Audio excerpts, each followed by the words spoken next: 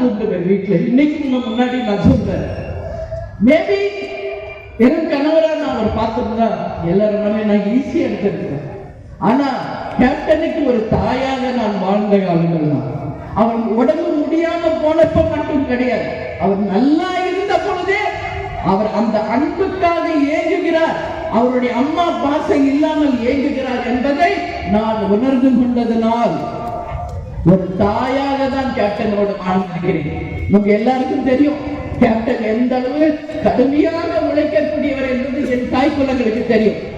இன்னைக்கு கேப்டன் மறைவுக்கு பிறகும் கேப்டன் ஆலயம் என்று நமது தலைமை கழகத்திலே நமது தலைவர் அவர்கள் இருக்கும் இடத்திலே தினந்தோறும் ஆயிரக்கணக்கான மக்கள் தமிழகம் முழுவதும் இருந்து கேப்டன் ஆலயத்திற்கு வந்து கொண்டிருக்கிறார்கள். வருகின்ற அனைவருக்குமே கேப்டனை தரிசித்து உணவருந்தி என்னை சந்தித்து என்னுடன் புகைப்படம் எடுத்துக்கொண்டு அவர்கள் திரும்பி வருவது ஒரு தினந்தோறும் ஒரு நடவடிக்கையாக இருக்கிறது.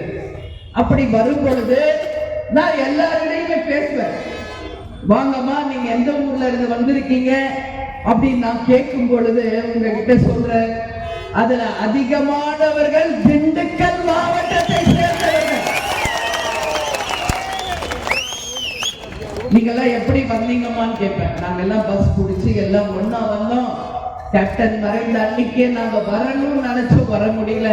ஏன்னா டிவியில பார்க்கும்போது அப்படி ஒரு மக்கள் வெள்ளம்.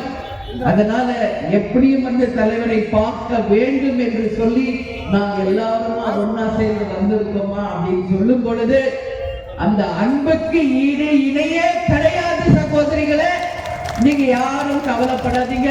நம்ம கேப்டன் எங்குமே போல என் மக்களே என்று உங்களுக்காகவே உழைத்து உங்களுக்காகவே வாழ்ந்து உங்களுக்காகவே மறைந்தவர் நமது கேப்டன் அவர்கள். அதனால கேப்டன் எங்க இருக்கிறார்னா எனக்கு தெரியும், என் மக்கள் கிட்ட தான் இருக்கார் தலைவர், வேற எங்குமே போல. எங்க மக்கள் கிட்ட தான் தலைவர் இருக்கார், வேற எங்கும் போல.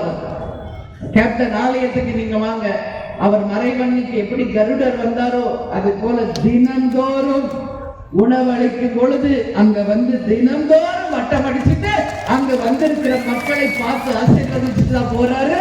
இது அங்கு வருபவர்களுக்கு தெரியும், இது ஒரு அன்றாட நிகழ்ச்சி என்று.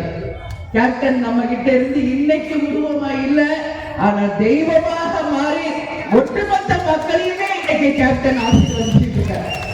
இதான் உண்மை, எந்த மாற்று கருத்துமே இல்லை.